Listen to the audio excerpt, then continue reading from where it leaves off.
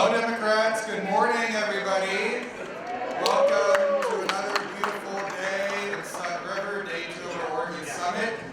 And a cold one it is. I hope that you all are warming up and getting your tea and your coffee and your warm breakfast.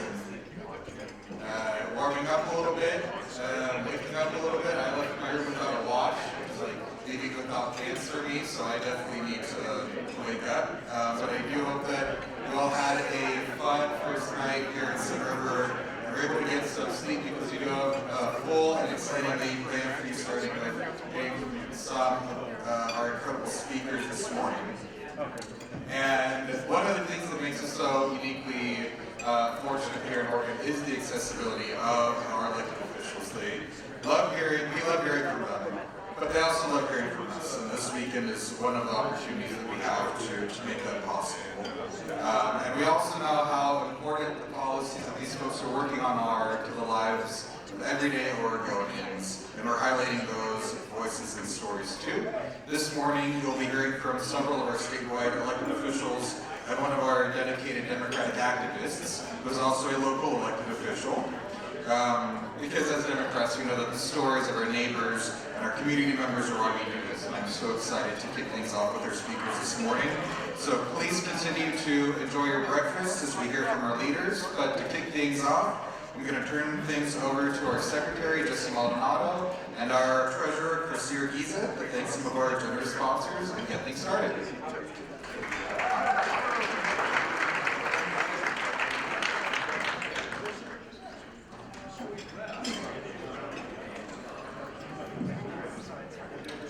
Good morning, everybody. We're so glad to have you all here this weekend, and I'd like to take a moment to thank everybody who's helping us be here this weekend, some of our great sponsors. So feel free to applaud all these great folks who are making this weekend a possibility. Our premier sponsors, U.S. Senator Ron Wyden, Burlington Sisters IBW Local 48,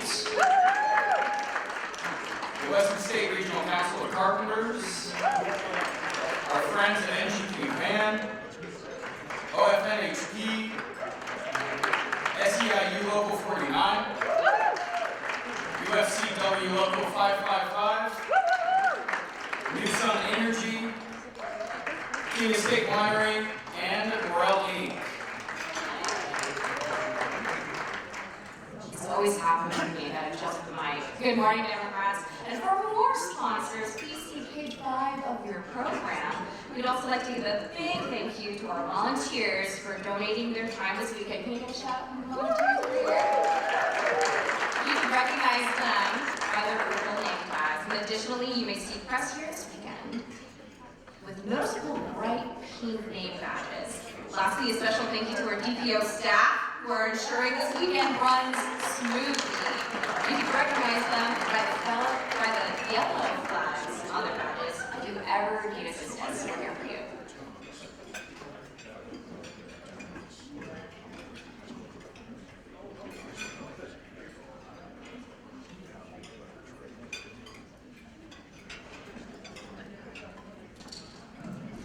Good morning, Democrats. How are you? So, let's remember that Oregon, we are very proud that our legislature and governors have passed some of the most progressive worker protection laws in the country.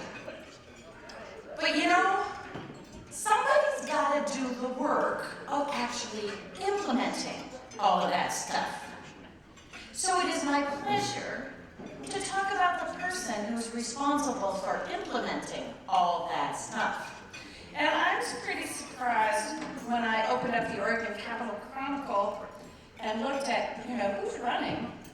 And there was an article, and when they got down to the labor commissioner, they mentioned Christina Stephenson, who had, get this, kept a low profile as Foley director.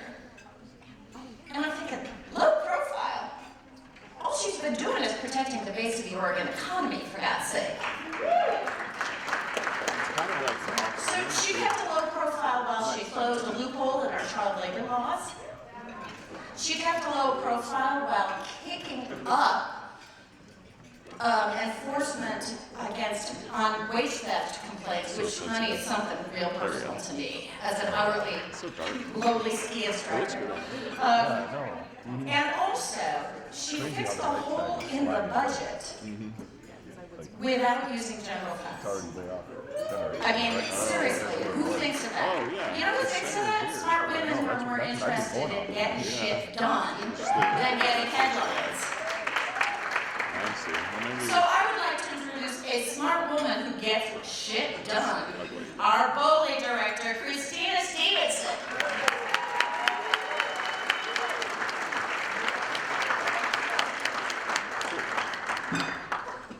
Awesome.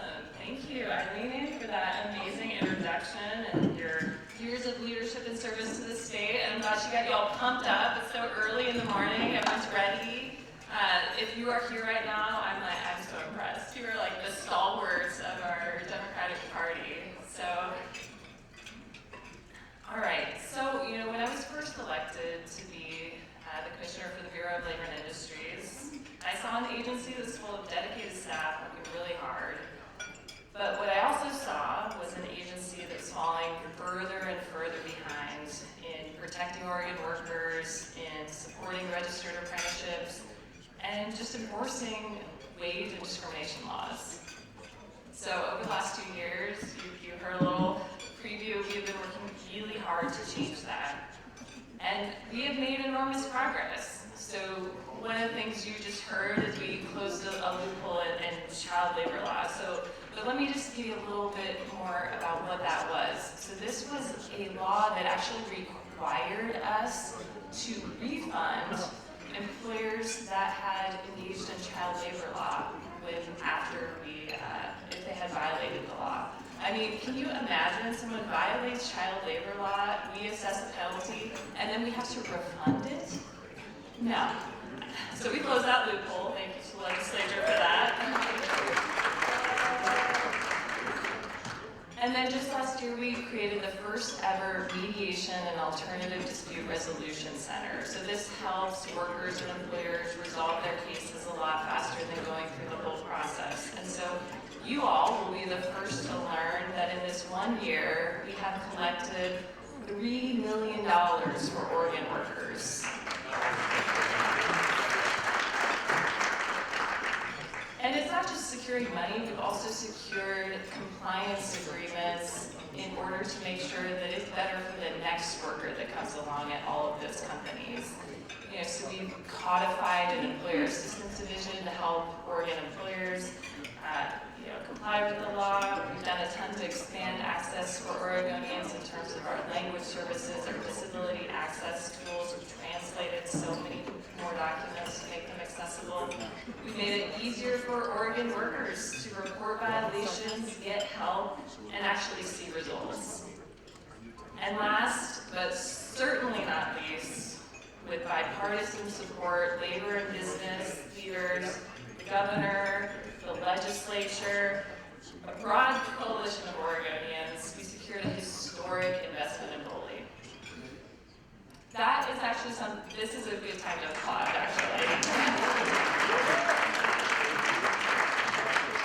So it's more staff, better technology, stronger support for both workers and employers.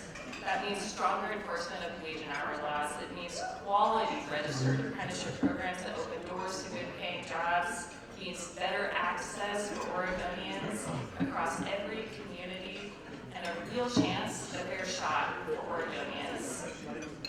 So, it is the largest investment in the Bureau ever.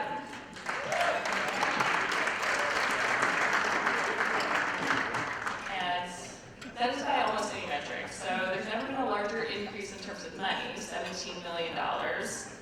And there's never been a larger increase in terms of staff, over 60 positions. Yeah. And alas, it's not the largest increase in terms of percentage. That distinction goes to our very first Bully Commissioner, O.P. Hoff, who toiled as the sole employee of Bully for years, actually. And then He got 4 people, so that increased slowly by 400%. Yes. 400%. A girl can dream. So look, maybe this all sounds like this is a little in the weeds to you, but you all know by now that I'm just a nerd about this stuff. And more than that, these numbers translate into something real for Oregonians, right? These are Oregonians who had their wages stolen. These are Oregonians who were not paid what they were promised after a job well done. Oregonians denied overtime and just the basic rights that they've earned.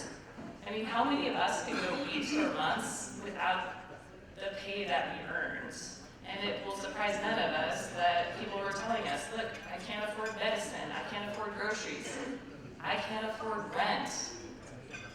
I mean, we cannot keep working people in housing here in Oregon. What the heck are we doing, right? It is about fairness, it is about dignity, and it is about delivering for Oregonians. So now, I don't need to tell anybody here that we are living through a serious moment. Across the country, we've seen attacks on workers and the rule of law from the Trump administration, which continues day after day to roll back worker protections and make it harder for Oregonians to enforce their rights. And there are powerful forces that would like nothing more than to turn back the clock on workers' rights, to weaken labor standards, to make an example out of Oregon for daring to lead. But we are not going backward. I mean, frankly, we all know it is a shit show right now. But we have to give Oregonians a vision of what it looks like when we turn the page on the lawless Trump administration. I mean, what does good government look like? I mean, I can tell you what it looks like when we invest in working people, and that means investing in institutions that support working people, institutions like BOLI. You know, our investment in BOLI levels the playing field so honest Oregon businesses can compete. Our investment means Oregon workers can trust the law will protect them, that they'll get paid what they owe, that they'll live and work in a discrimination-free environment. Investment means Oregonians have access to quality registered apprenticeships, real paid on-the-job training that helps Oregonians earn while they learn, and not take on a ton of debt. All of this progress, from stronger enforcement to stronger registered apprenticeships, it proves that government can work when we make it a priority.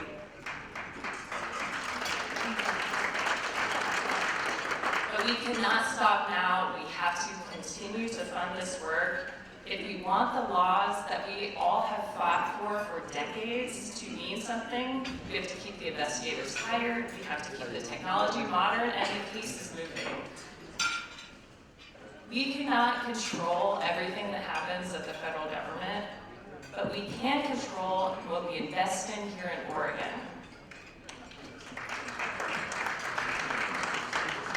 We have to build the Oregon institutions and trust in our institutions here, and trust in the rule of law by making it actually mean something here in Oregon. So my ask of you today, to every Democrat in this room, is to talk about this historic investment on the campaign trail, in your communities. Take credit that we put our money where our values are.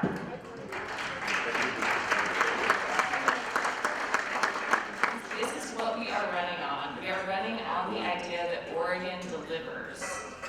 And in just a few short months, I will be back on the ballot trying to earn another 4 years as labor commissioner.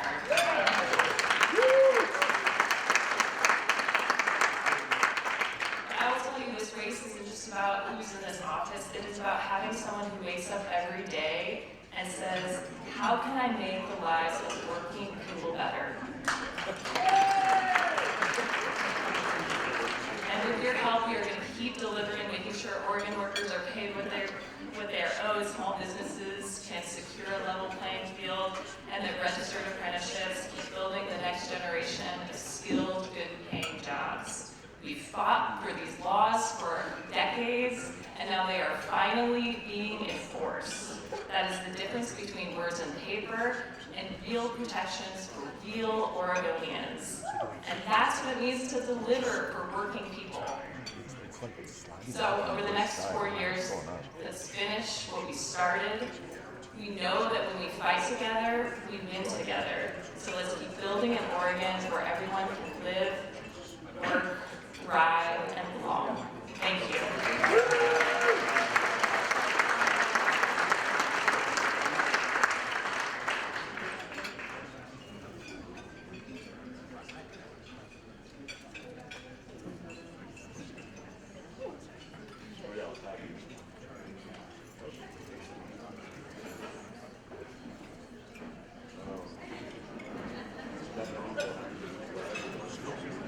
All right, good morning, everyone. Good morning, Oregon Democrats. I hope you're getting your coffee and waking up, or you can just step outside and feel awake. It's cold enough.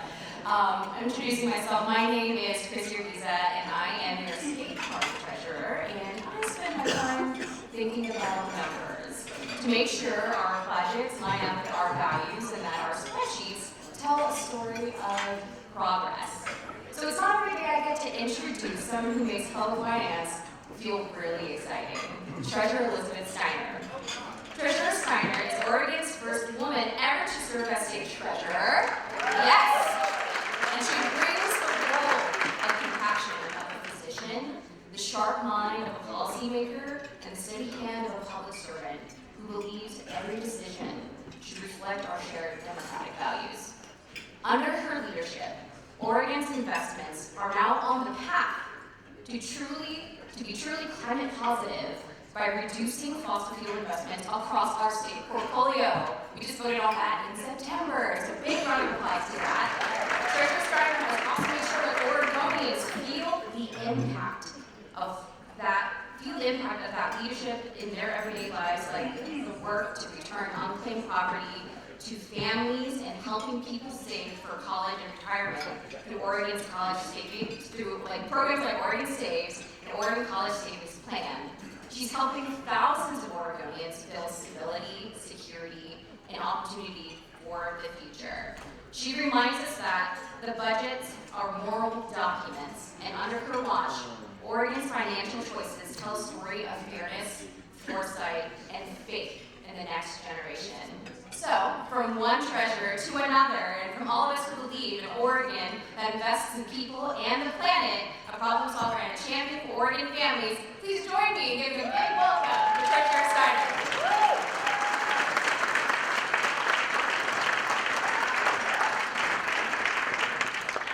Thank you so much, Chrissy, for that really generous introduction. And, okay, people, good morning, Oregon Democrats.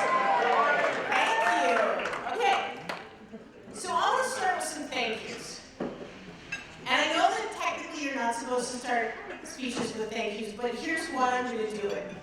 Because thanks to you, Oregon beat the nation last year at the polls. And in what were otherwise pretty scary results in a lot of places, we flipped a congressional seat. Let's hear it for Congressman Steiner. We held 2 swing seats. Let's hear it for Congresswoman Salinas and Coyle. We held Democratic control of all 3 statewide throughout last year. Thank you to my colleagues, who is now Secretary Reed and A.G. Rayfield. And we picked up seats in both chambers in the legislature. And you know why? You know why? Because of you.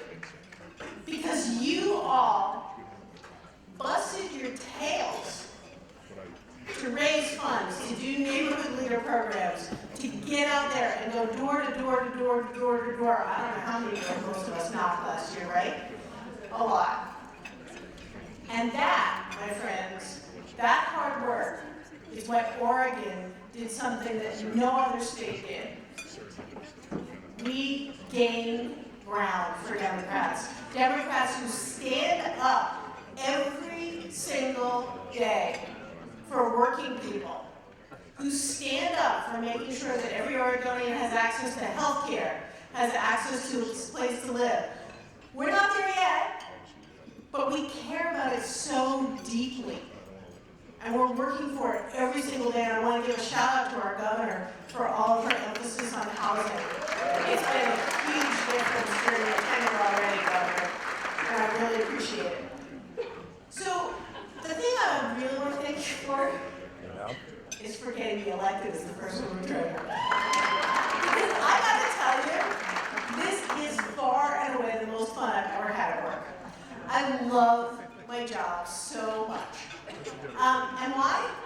I'll tell you why. Because every single day I get to build on the work that my predecessor, now Secretary Reed, did, and building an amazing organization at Oregon Treasury that helps people save, as Chrissy said, for their retirement and for their kids' education. And as an aside, we do not call them college savings plans anymore because we want people to understand that these accounts are for almost any kind of post-high school education. So you now, when you get a 529 account, it's your Embark account, because we want everyone to embark on a lifetime of education. So let's hear it for embarking on education. And our whole savings group is now called Upward Oregon, because we believe the work that we're doing at Treasury helps lift up the financial security of every Oregonian, and that's what we're striving for every single day. We, as Christy said, passed the nation's first climate positive investment bill, which the governor just signed for us a few weeks ago. The Climate Resilience Investment Act took months of hard work. It built, again, I keep thanking him for everything he did, but my predecessor did this amazing net zero report in 2024, and we built on that to pass legislation. And I want to thank all of our labor partners from OEA and SEIU and AFSCME and AFT and OSCA, and I could keep going, AFL-CIO, everybody who really, all the public employees who stood up with us, who sat down for long, long conversations.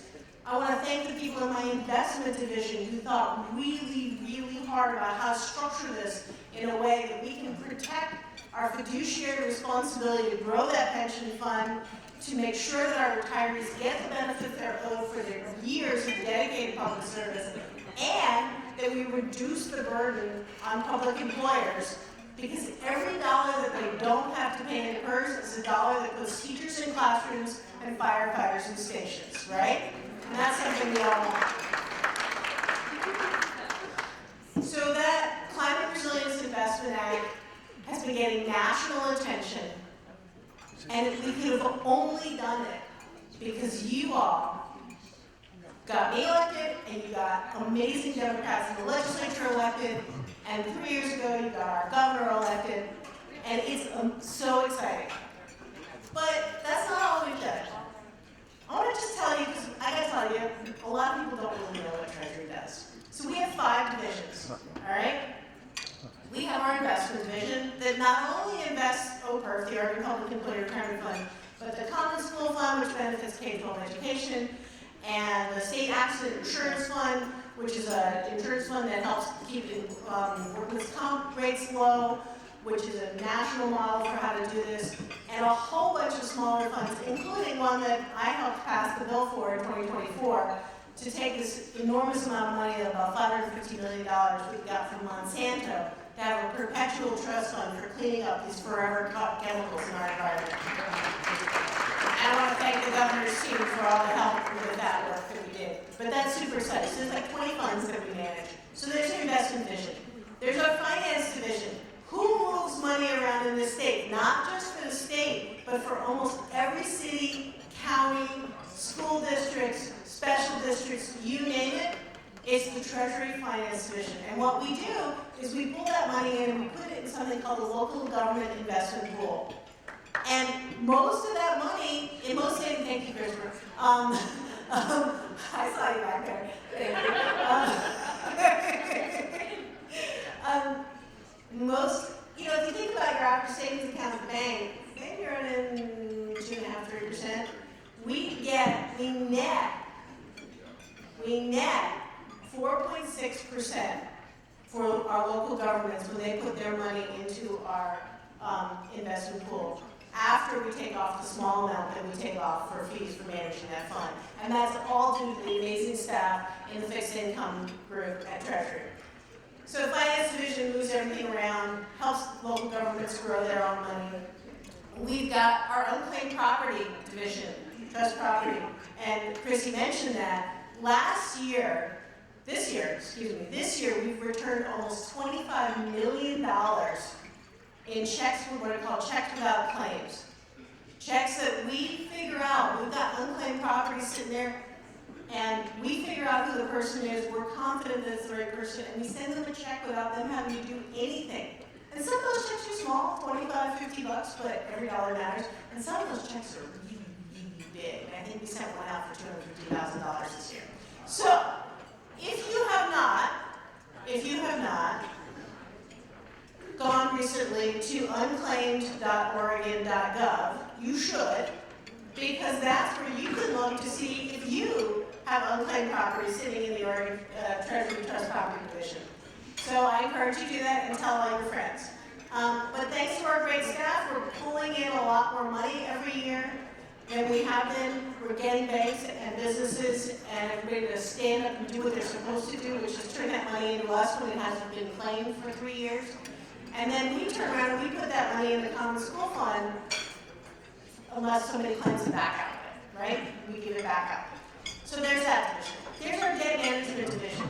Now, you would think the debt management would not sound like a particularly sexy thing to do, but I gotta tell you, if there's been a new bridge in your community, if there's been a community theater that's been completely renovated and brought up to a really great place, I think of like the Liberty Theater in Astoria, any of these places, all of that is done with bonds that the state issues through the Treasury Debt Management Division.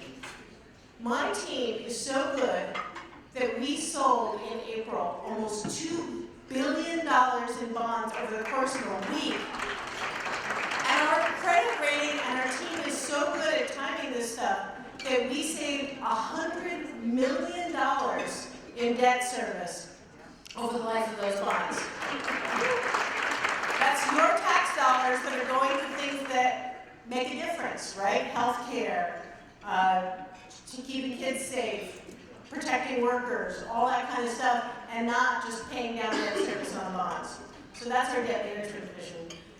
We've got our Upward Oregon group that does savings, and I think I've now missed one because I've lost track. But regardless, the point is, Treasury touches the lives of almost every single Oregonian every single day. And most of us don't even know it. So if you have a kid in public schools, what we do at Treasury matters because the better off our pension fund is, the more money there is for your school district to pay teachers, right? If you have a kid where you're trying to save for their post-high school education and you have a 529 account, that's your Treasury. If you're working for a small business that doesn't offer a retirement program, then you're automatically enrolled in Oregon Saves, our opt-out retirement program that I want to thank once again Treasurer Reed and then Representative Reed for passing when he was in the legislature and then implementing during his tenure as state treasurer. We are doing really, really good stuff every day.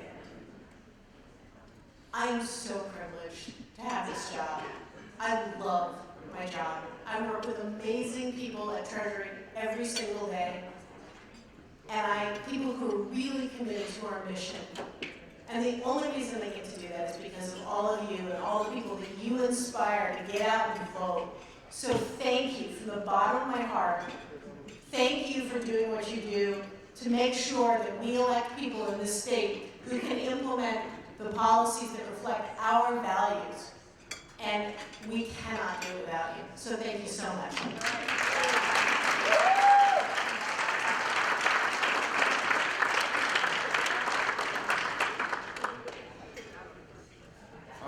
Good morning again, everybody. My name is José. I'm our Secretary secretary for the state party here in Oregon. Today, thank you, I'm not worthy of applause. Today, I just take notes. Today, I have the honor of introducing one of Oregon's great defenders of democracy and a former fellow Idahoan, Secretary of State Tobias Reed. At a time in our country when we have a corrupt president who's attacking voting rights, threatening to end vote by mail, trying to force states to hand over voter registration votes, Secretary Reed has stood up for Oregonians and continues to stand up for Oregonians and tell the Trump administration, hell no. Yeah, that one we can applaud. From protecting our private voter data to being a forceful voice in defense of our system, our great system of mail-in voting, which we are proud to say is the safest and most accessible in the entire country, Secretary Reed has been a steadfast leader that we can count on to stand up for all of us in this room and beyond. So from one secretary to another, I want to thank you, Secretary Reed, for all you do for Oregon and all that you do for the defense of democracy. So everyone, please join me in welcoming and giving a round of applause to probably the tallest Secretary of State in the country, Secretary Tobias Reed.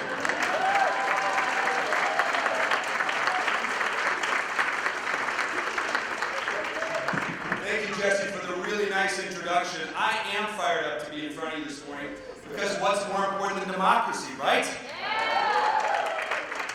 As Oregon's top elections official, I am particularly excited to be in front of you to talk about how we can defend Oregonians' right to vote, our freedom to hold politicians accountable. I want to be really clear up front, our right to vote is under attack, and we cannot take it for granted.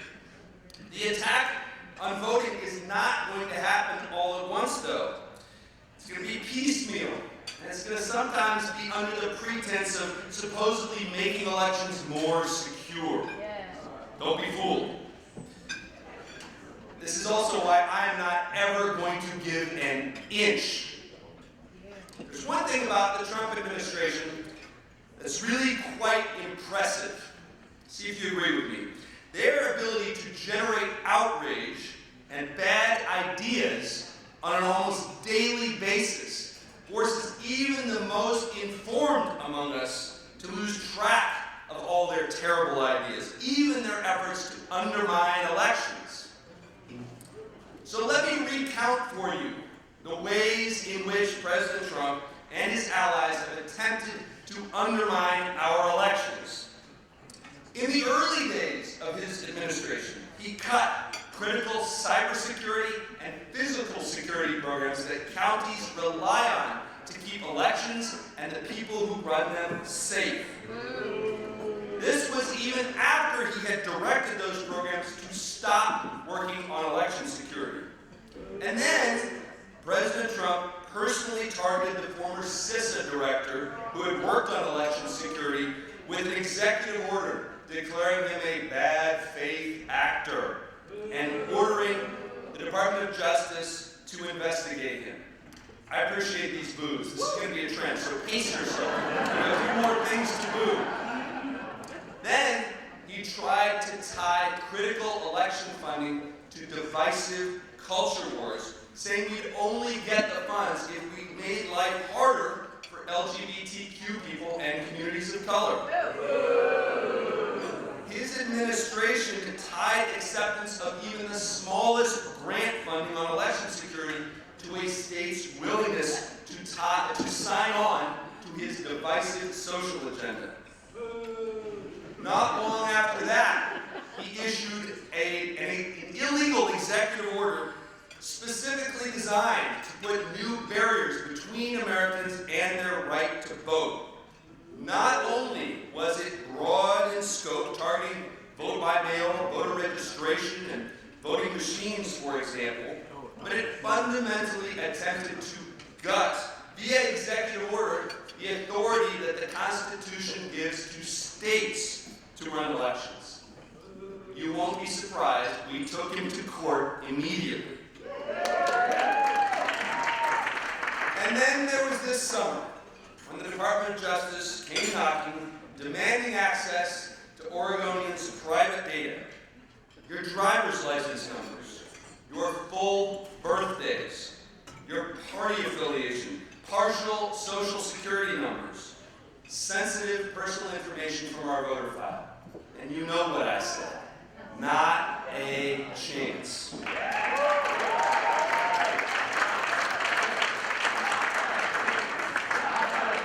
like this. Keep doing that. Now it's funny, the first time they came, they kind of asked nicely. They tried to say, we want to have a conversation with you about voter information. And we said no. We said no politely. So they tried again, and this time they brought along the Department of Justice lawyers, and they asked less nicely, more forcefully.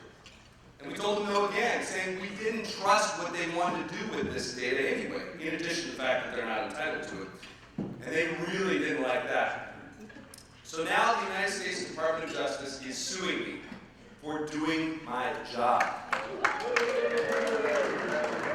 Because of that lawsuit, I can't say a lot more about it, but I will say this. I am looking forward to making the case and defending your right to privacy in court.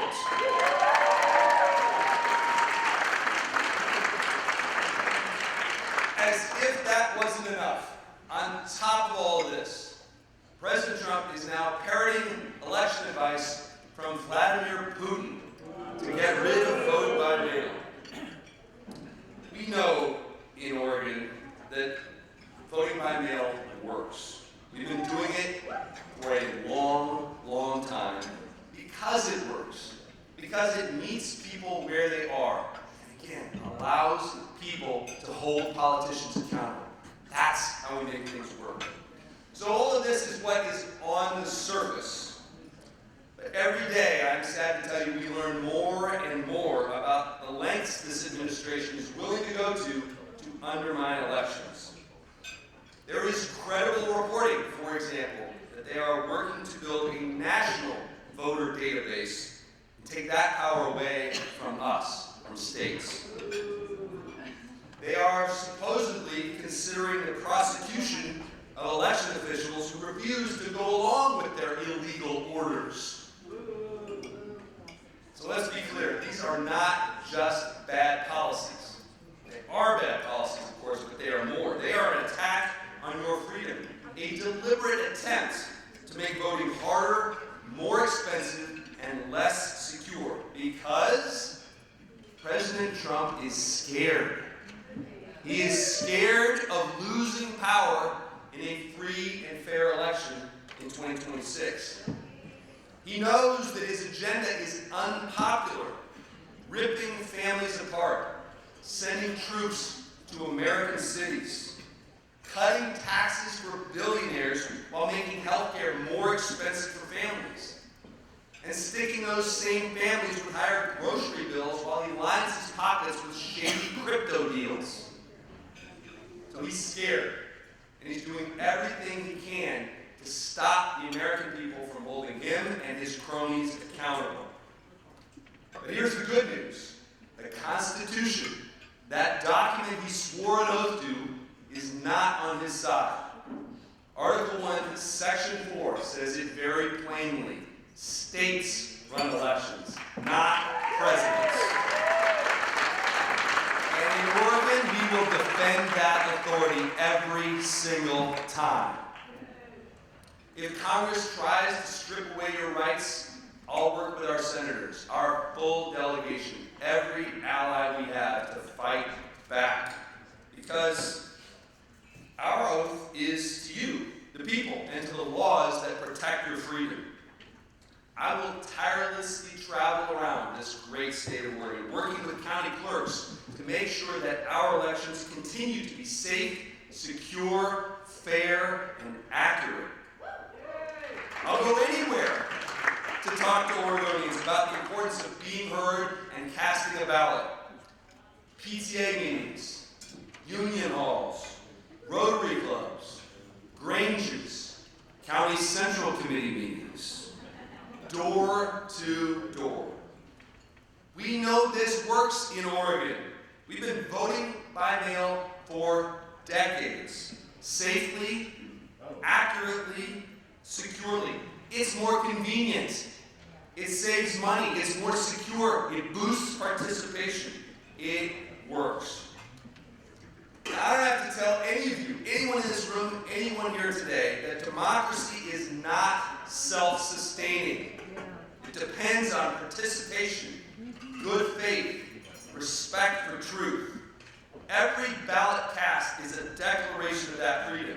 Every vote says this is our country and we will decide its future. This is not the room to feel discouraged in, and that feels great. But we need your help. You can remind your neighbors and your coworkers that our system works. You can remind them that democracy is not a spectator sport. You've lived it as voters, as union members, as educators, as activists. So when someone says my vote doesn't matter, you know what to do. Tell them about a close election in your community. When someone says vote by mail isn't safe, tell them how every ballot is tracked, every signature is verified. When someone says politics is broken, remind them that democracy is what we make of it and that it is worth fighting for. That is how we defend democracy. That's how we protect our voices. That's why I'm so proud to be on a team with you. Thank you all very much.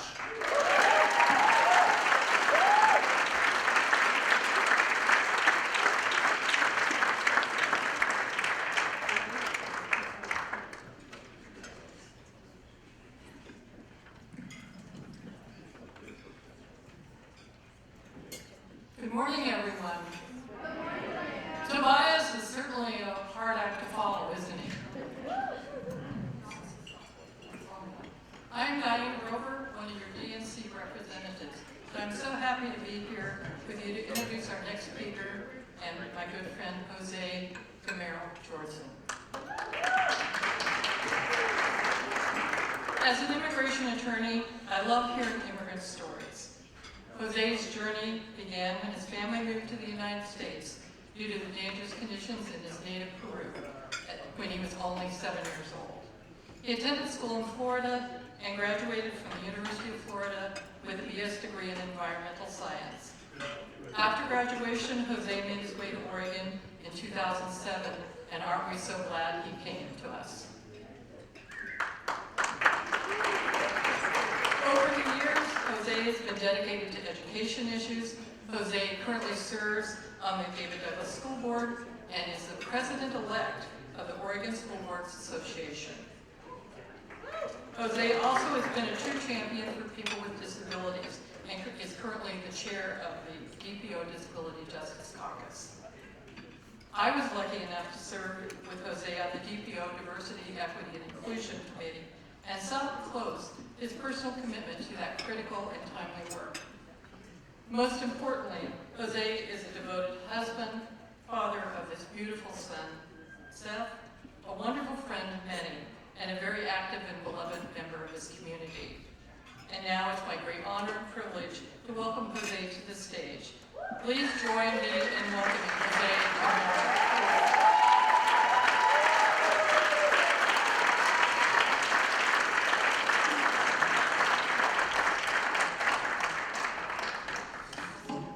Thank you, Dan, for the lovely introduction.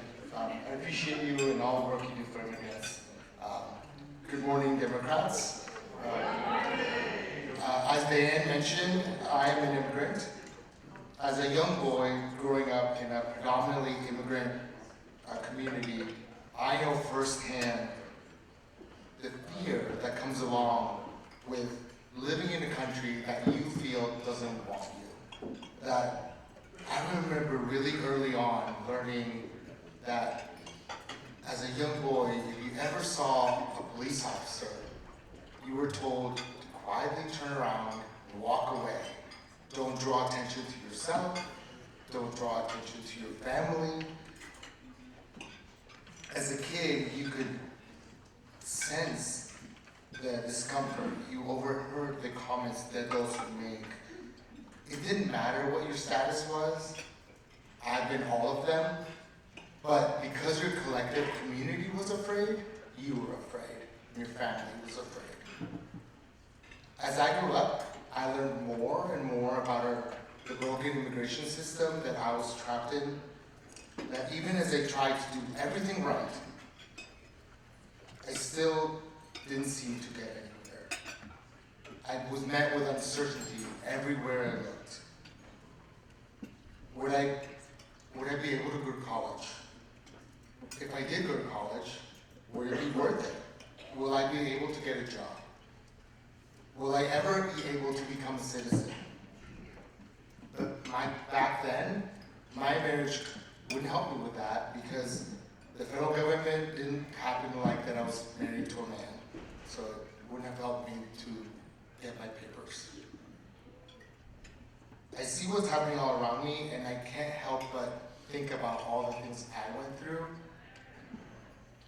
and how much worse it is now, and my heart breaks for my community.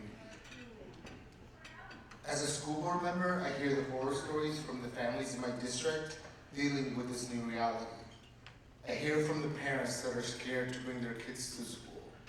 I heard from students who are afraid they'll go home and their parents won't be there.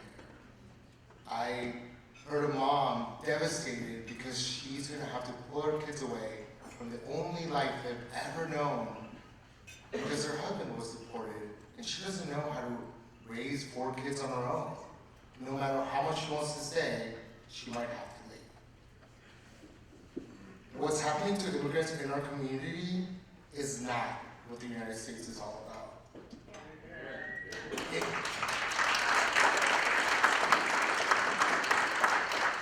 It went from we want to arrest criminals to every criminal. Every immigrant is a criminal. We've all seen the videos, we've all read the headlines. No one is safe. Even if you're trying to do everything right, you can get taken forcibly by ICE at any time. I may be a citizen now, but I carry my passport every day in my pocket, just in case.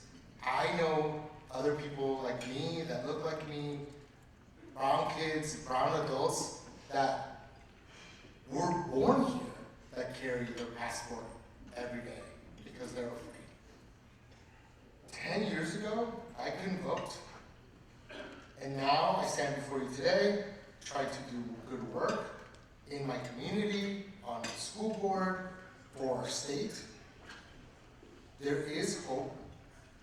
I see it all around me. I see our elected officials doing what they can to protect these families. Portland just codified its sanctuary status. And I was there for almost midnight, testifying and making sure it happened. I see our Oregon legislator pass a bill protecting immigrants from housing discrimination. I see our attorney general taking the federal government to court, case after case after case. My own school district added immigration status, real or perceived, to our policy so it had more teeth than just resolution, and proceeded to train every administrator in every building in the district on what to do when ICE showed up at the door inevitably, so they'd be ready. And they had me and other people in the community come to talk to different people in the school district so they know what to do. I thank all the people that are doing the work, that are putting up the fight, those protesting those injustices on our streets. Later today, a lot of them will be doing just that. All the organizations that are working so hard for immigrants, the work you all are doing. I see it, my community sees it, and I know that Oregon has some of the strongest and oldest sanctuary laws in the nation, and I'm very proud of that, but they're under attack. Just like vote by mail, that is also under attack. I'm sure Portland will be under attack if they just pass these new laws as well. So we need to keep fighting. Recently I've heard state legislators start floating the idea of a possible special session just for this issue. And I'd love to see what they would come up with if they had a session especially devoted to this issue. Because we need stronger privacy protection laws. We need to outlaw face coverings for law enforcement, even if and you know they're going to sue us when that happens. But we have to be ready for that. We need to continuously fight for sanctuary status to protect our citizens. Because the people in our country that we're protecting, they're me. They're you guys. They're people that will one day be state reps, that will be senators, that are in our communities. Yes, they do all kinds of jobs, but they're not just our service workers. They're our doctors, our teachers, our representatives. They're all around us, so we need to fight for them now, and we need to keep fighting. But I know that we're on the right side of this, and together we're going to get through this, and we'll win. Thank you.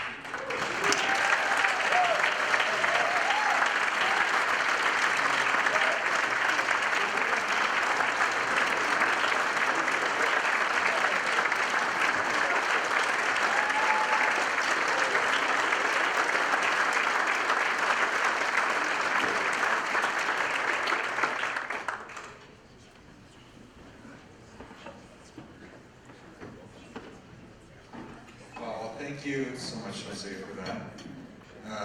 Lovely to hear your voice. And thank you, Christina and Elizabeth and Tobias, for all coming out here and speaking to us this morning and getting us started. A couple quick notes before we transition. So this weekend, again, a reminder, please wear your lanyards. Do as I say, not as I do. But please do wear them. And when the summit wraps up, I hope you'll return them to the DPO so we can reuse them for future events. And again, you'll likely see press here this weekend. Just remember that on their lanyards, their badges will have a bright pink on them. So in just a few minutes at 9:45, we're going to go to our first workshop panels. You can find all that in your name badges, also in the program. Those are going to be held across the Great Hall Heritage and Landmark Rooms, and there's a map on the back of your program so you can help find your way. We also have volunteers who are here to help guide you. So each panel is full of innovative leaders tackling critical issues, and we'll be recording the sessions as well, so if there's a couple that you really want to attend, you can go and then you can watch the other one later if you would like. So you're going to have just a few minutes now to connect with your friends and colleagues and finish your breakfast, get some hot beverages. I'm going to put on a watch and figure out what else I forgot this morning. But I look forward to seeing you in the panels, and then I'll see you back here at 11:15 a.m. for our special lunch with our congressional delegation. So that's all for this morning, Democrats, and we'll see you soon.